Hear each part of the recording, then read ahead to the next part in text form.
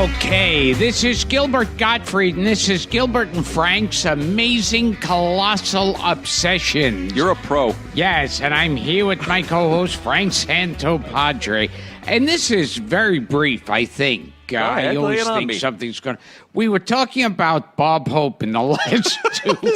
This is becoming an obsession on top of an obsession. Yes, I'm obsessed with Bob Hope at his worst. Ooh. And...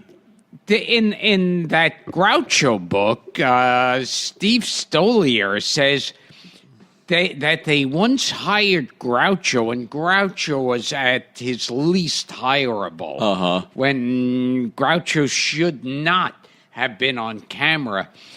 That this was the year that Jaws came out. 75. Yeah, right. And everyone was obsessed with Jaws. It was the biggest hit of all time at that point. And that so Bob Hope oh God and his wonderful TV writers came up with a special called that was a takeoff on Jaws called Joys. Wait a minute. Did you talk about this on a previous show? I don't know. Wow, this is like I'm having deja vu. Go on. And they came up with. I want to get a copy of this. I want to get a copy of it. How do we do that? It sounds frightening. Yeah. And this Steve, who was Groucho's secretary at the time, went there when they filmed Groucho for it. And he said to the producer or director, "Oh, well, that wasn't so bad." And the guy looked at him angrily, and he said, "What, have you never seen..." He goes, "If you've never seen Groucho Marx before in your entire life, that looks good." Well, he was 2 years from death. Yes, died in 77. Yeah, so it Joys? Joys. Who else was in this? Oh, I don't know. It was a bunch of landmark comedians. production. Yeah, we gotta look that one up. Joys, just the word Joys? I think so. Okay, we got to call Stoliar and see if he's got a copy of this. It sounds truly, truly horrible. Our researcher Paul Rayburn is writing it down, is typing it feverishly as we speak. Yeah, maybe you could find Maybe he'll out. Google it. Did it air? Was it shelved or did it actually air? I think it aired. He was just there for one small part of it. Well, I told you Gene Parrott, who I've mentioned before when we were making fun of Bob 2 episodes ago. Gene is alive and well and living in L.A. and wrote, if you go to his IMDb page, I mean, he did so much stuff for Hope. Maybe he's got a copy of this. Oh, that would be I will have to look up Gene Parrott, Perret. Joys, just a joy. Look up Bob Hope Joys. Oh, that reminds me of a roast joke. Also, I don't remember who said it. Okay. Amy Schumer was on the dais, and somebody said, in this day and age when girls are like taking dangerous pills and starving themselves just to be thin. And then he turns to Amy Schumer and goes, "Just making a suggestion."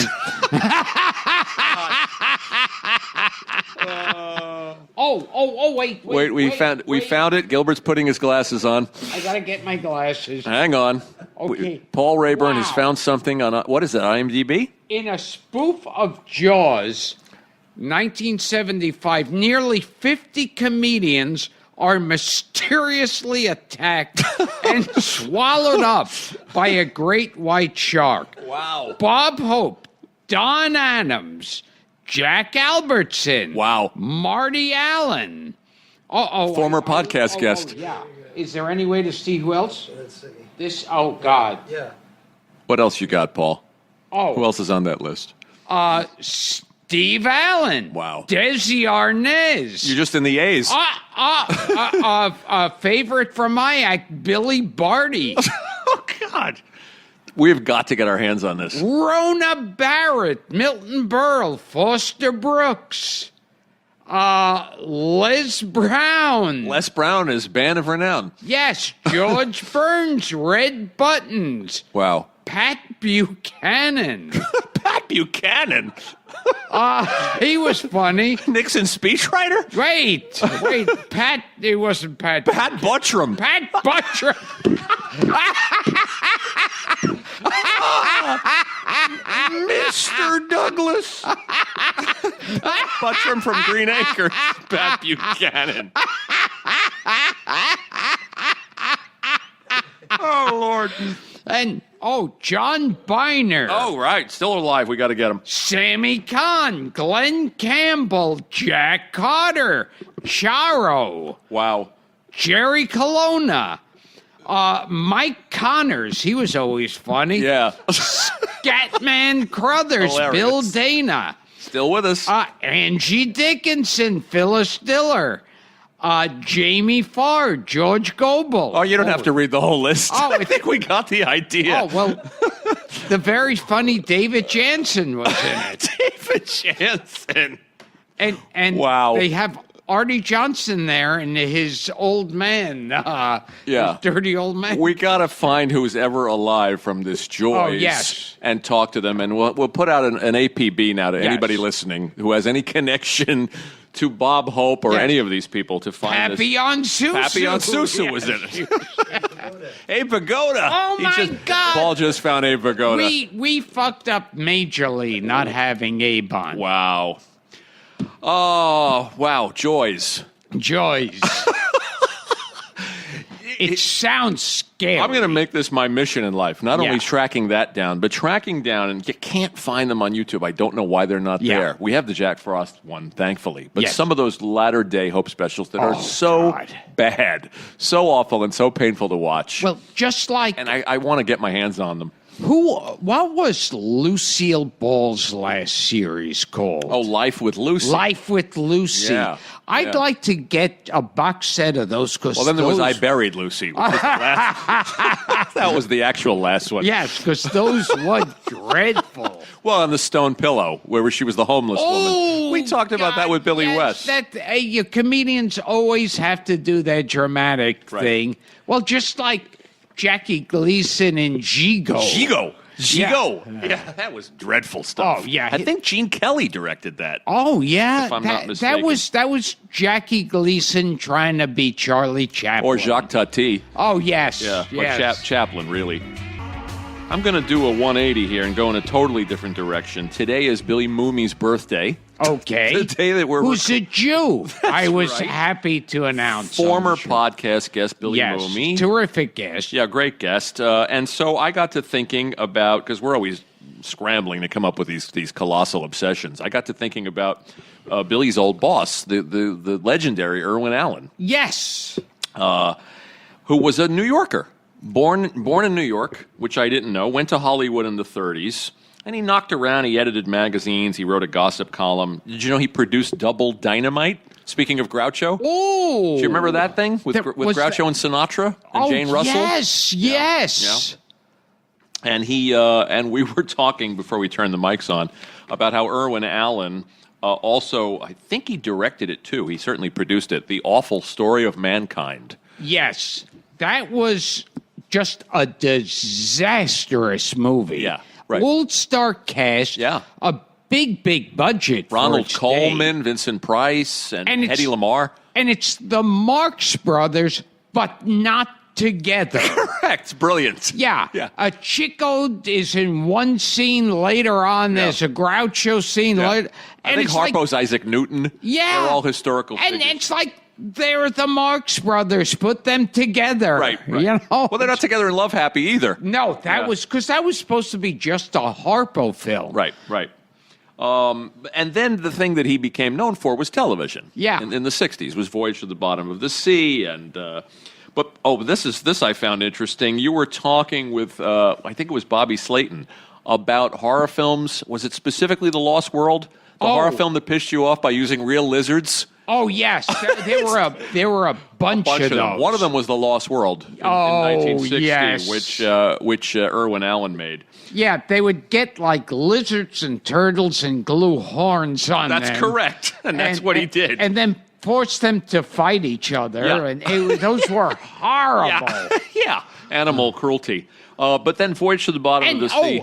And then I saw in one special, they had a clip of like the making of one of those fight scenes, and they were actually burning the lizards. Oh, God. With like hot poles. That's to horrible. Get them to move. You couldn't do that today at all. Oh, God. No, you couldn't do that.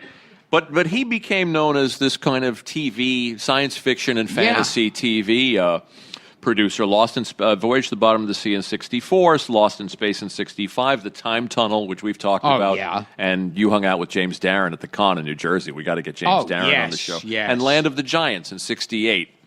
And the shows where they would use different costumes and reuse props. Oh, yes. And reuse sets because he wouldn't spend any money. The master of disaster, Irwin Allen. And he did all those films. And, you know, anyone who's seen Airplane... Sure. You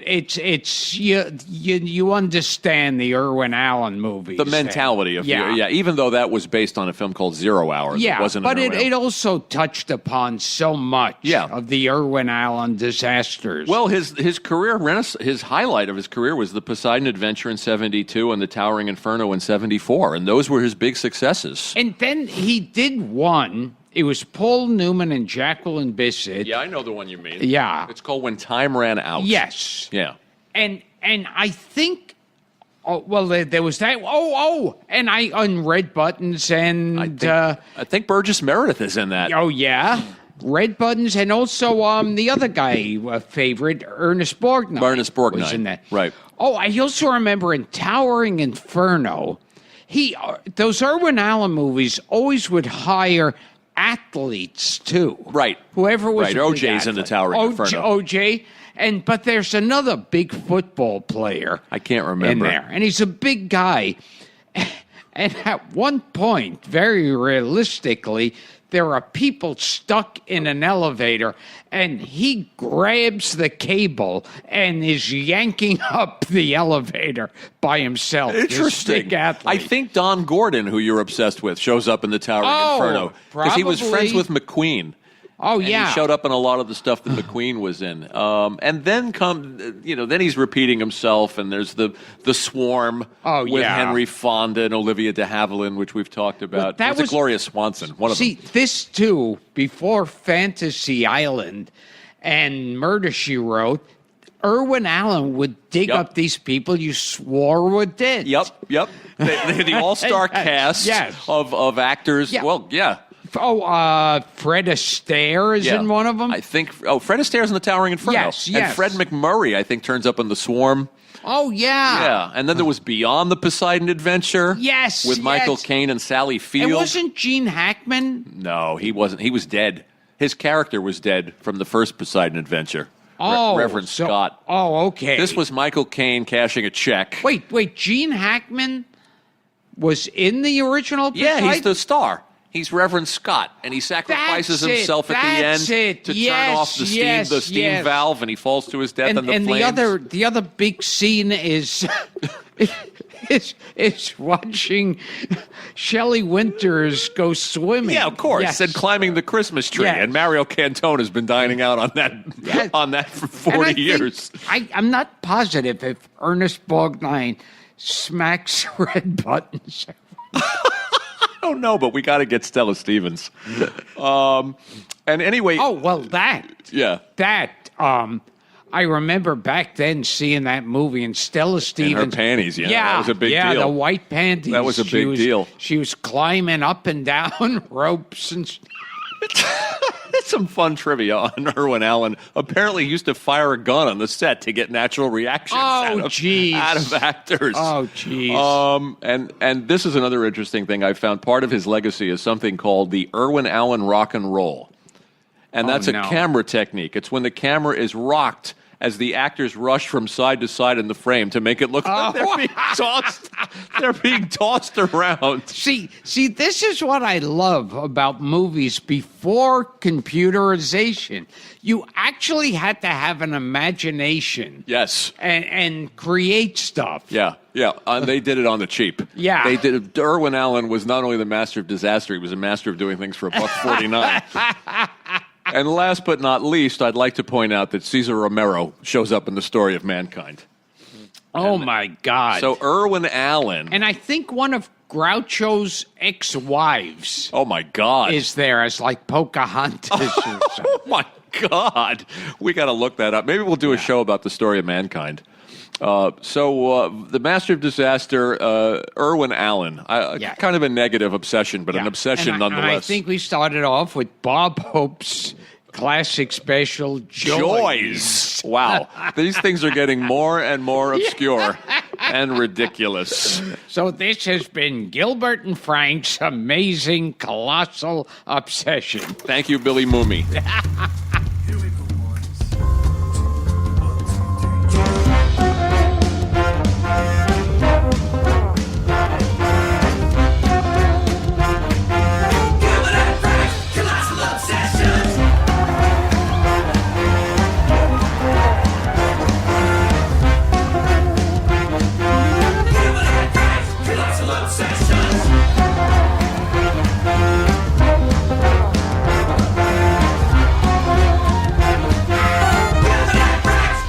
Obsessions.